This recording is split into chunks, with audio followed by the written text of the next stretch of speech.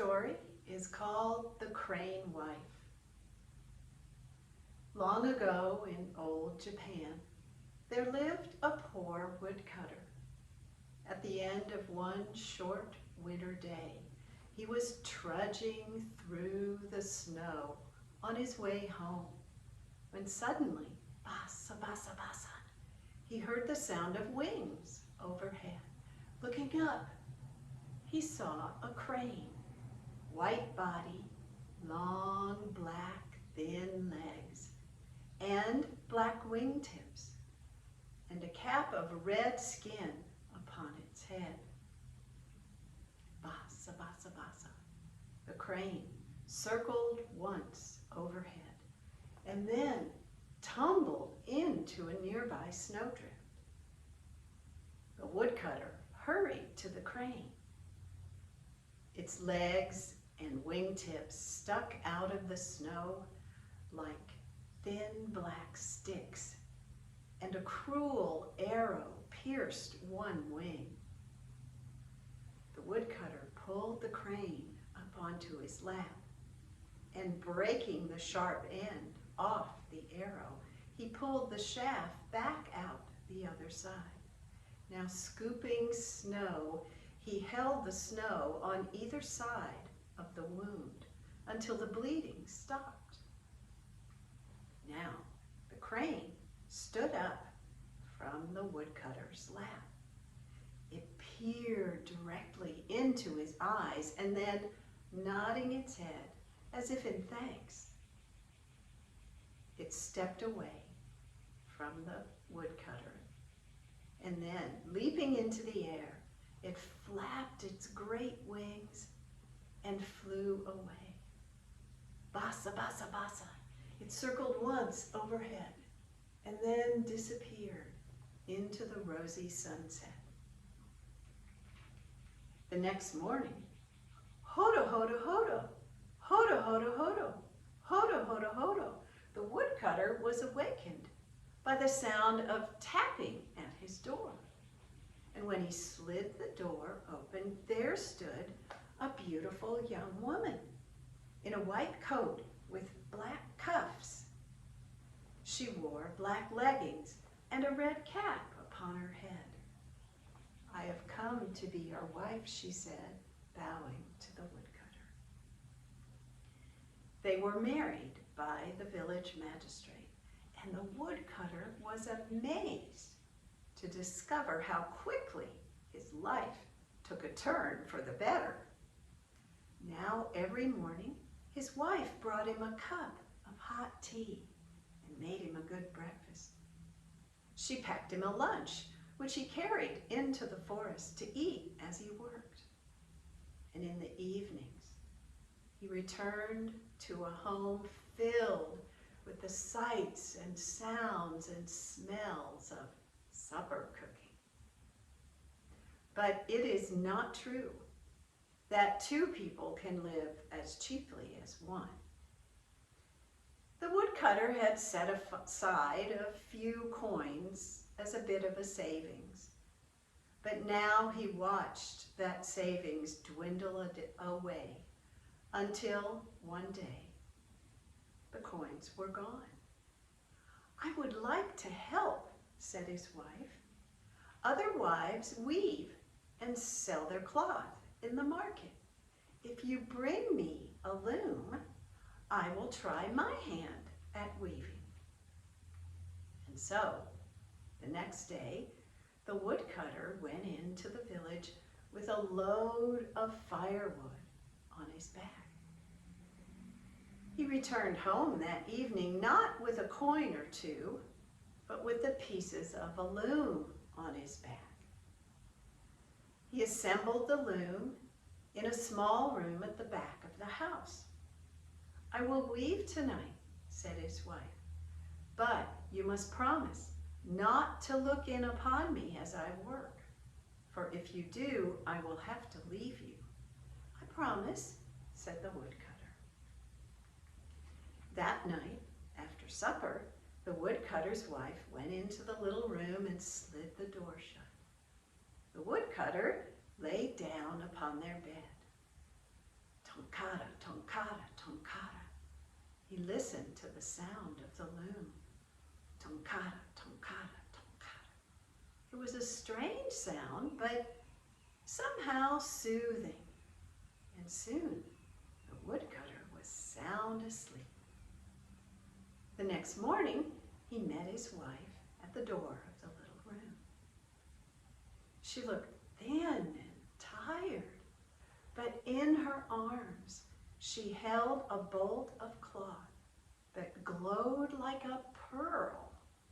And running down the center of the cloth was a single thread of red.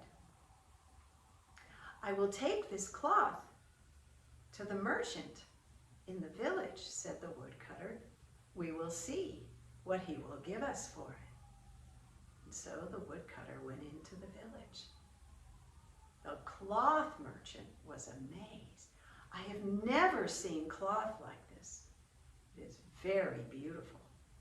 Here is a sack of gold, and please bring me more. The woodcutter took the sack of gold home to his wife, and they lived upon it for a long time. But at last, the gold was gone. Will you weave again? Asked the woodcutter. Yes, I will, said his wife, but you must promise not to look in upon me as I work, for if you do, I will have to leave you. I promise, said the woodcutter. That night, after supper, the woodcutter's wife went into the little room and slid the door shut. The woodcutter lay down upon their bed. Tonkata, tonkata, tonkata. He listened to the sound of the loom. Tonkata, tonkata, tonkata. He smiled to think of the gold that the cloth his wife was weaving would bring in the market. And smiling, he fell asleep. The next morning, he met his wife at the door of the little room. She looked even more tired and thin than she had before. But in her arms, she held a bolt of cloth that shone like the full moon. And running down the middle of the cloth was a thin stripe of red. He took the cloth into the village. I will gladly give you 2 sacks of gold for this beautiful cloth, said the cloth merchant. I have never seen anything like it. You must bring me all you have, for I am sure we can sell this cloth in the city for even more money. The woodcutter took the 2 sacks of gold home. And you see, said the woodcutter, the cloth merchant says we can sell it for even more money in the city. But what do we need with all this gold? Cried his wife. And so the woodcutter and his wife lived for many months on the 2 sacks of gold. But at last they were gone. Will you weave again? Asked the woodcutter. Yes, I will, said his wife, but this must be the last time, and you must promise not to look in upon me as I work, for if you do, I will have to leave you. I promise, said the woodcutter. That night, after supper, the woodcutter's wife went into the little room and slid the door shut. The woodcutter lay down upon their bed. Tonkata, tonkata, tonkata. He listened to the sound of the loom, but he did not feel like sleeping. Tonkata, tonkata, tonkata. Questions occurred to him. Tonkata, tonkata, tonkata. Why does she look so thin and tired? Tonkata, tonkata, tonkata. How can she weave, and yet she never seems to buy any thread? Tonkata, tonkata, tonkata. And why can I not look in upon her? Surely a tiny peak cannot hurt. Tonkata, tonkata, tonkata. The woodcutter crept to the door of the little room. Tonkata, tonkata, tonkata. Silently he slid open the door. And when he did, ah!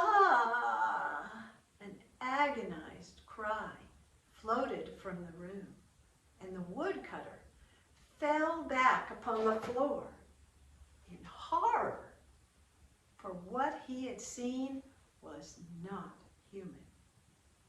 Standing at the loom was a crane, and she was weaving with the bloody feathers that she plucked from her own breast. Suddenly, the woodcutter's wife stood beside him. She knelt down and put her hand on his arm. I was the crane you helped. I fell in love with your kindness and generosity, but you have looked upon me in my suffering, and I can no longer remain with you in the human world. Farewell, my love. The woodcutter's wife hurried from the house, and struggling to stand, the woodcutter followed her. But when he came outside, his wife was gone. Basa, basa, basa. He heard the sound of wings overhead, and looking up, he saw a crane. Basa, basa, basa. It circled once overhead, and then disappeared into the rosy sunrise.